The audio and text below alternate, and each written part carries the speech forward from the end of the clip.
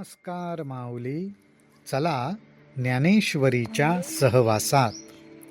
ज्ञानेश्वरी अध्याय 5 मधील ओवी 10 ते 16 आपण सहवासात जाऊया. अर्जुनाच्या बोलण्यावरती भगवंत एकदम खुश झालेत. अर्जुनाने भगवंतांना सांगितलंय की मला असा मार्ग सांगा की जो मार्ग सुखकर आहे. त्या मार्गावर वाटचाल करताना मार्ग कधी संपला आणि मी मुक्कामी पोचलो हे मला कळणारच नाही. असं सुख त्या मार्गावर प्राप्त होईल. आता भगवंत सांगतायत त्या अगोदर माऊलींच्या उपमा ही पाहण्यासारख्या आहेत.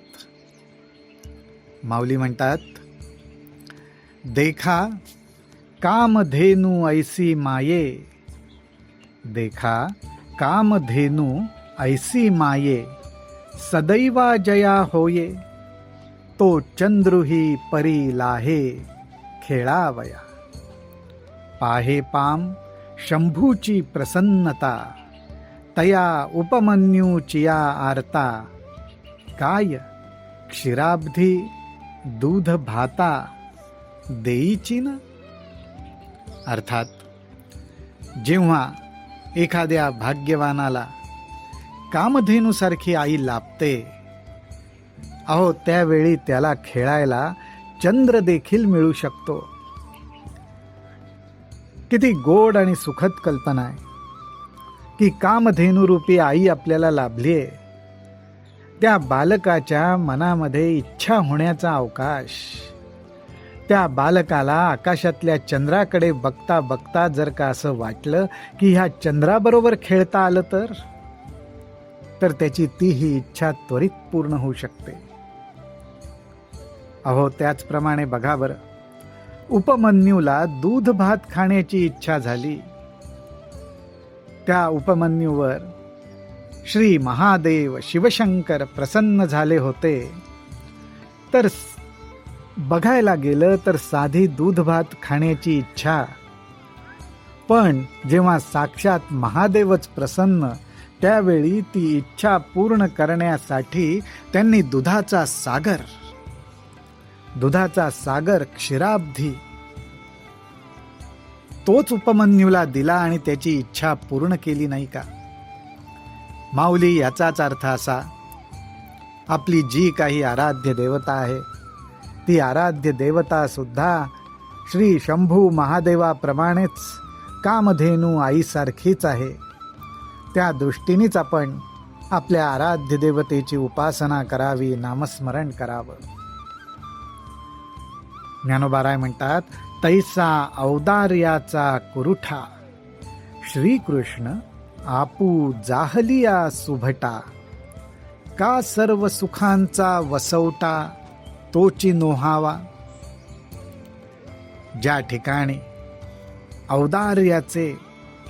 औदार्याचे कोठारच असे साक्षात श्रीकृष्ण भगवान हे अर्जुनाला स्वाधीन झालेले आहेत. अर्जुनावरच्या प्रेमामुळे, एकमेकांवरच्या प्रेमामुळे साक्षात हा श्रीकृष्ण परमात्मा अर्थात अर्जुनाला स्वाधीन झाल्यामुळे अर्जुनच सर्व सुखांचं वसतिस्थान होणार नाही का.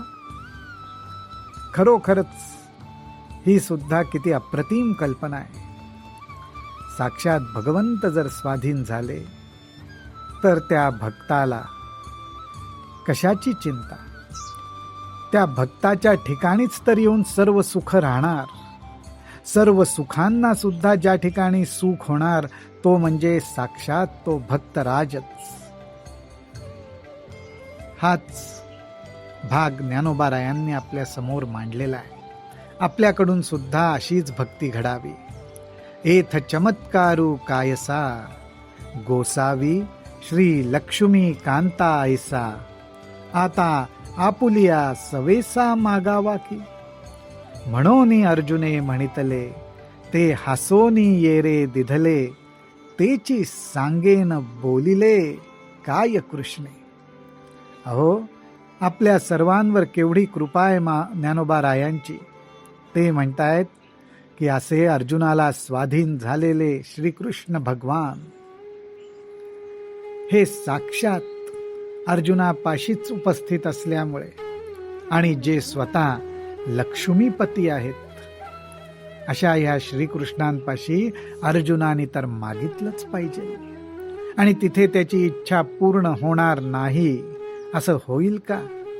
त्यात आश्चर्य करण्यासारखं काय?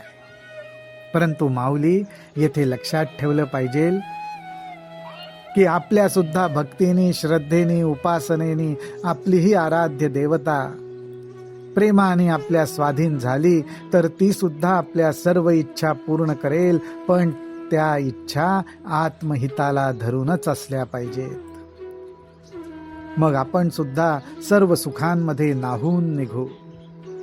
आणि म्हणून अर्जुनाने जे विचारले, जे मागितले, त्यावर श्रीकृष्णांनी आता हसून उत्तर दिलंय, प्रसन्नपणे उत्तर दिलंय. आणि ज्ञानोबाराय सांगतात की तेच श्रीकृष्णांनी दिलेलं उत्तर आता मी तुम्हाला सांगतो.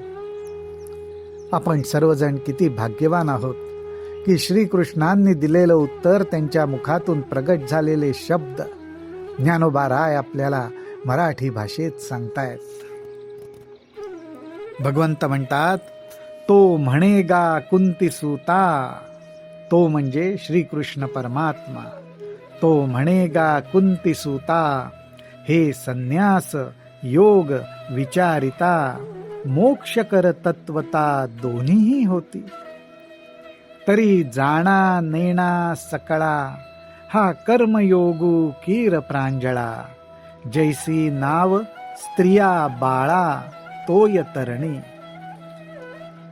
काय सुंदर गोष्ट भगवंतांनी सांगितली आहे आणि त्याला ज्ञानोबारायांनी एका उपमेची जोड दिली आहे. श्रीकृष्ण म्हणतात, हे कुंतीसुता अर्थात अर्जुना, आम्ही सांगितलेला कर्मसन्यास व कर्मयोग या दोघांचा नीटपणे विचार केला तर असं लक्षात येईल की साधकांसाठी हे दोन्हीही मार्ग मोक्ष प्राप्तीच मिळवून देतात.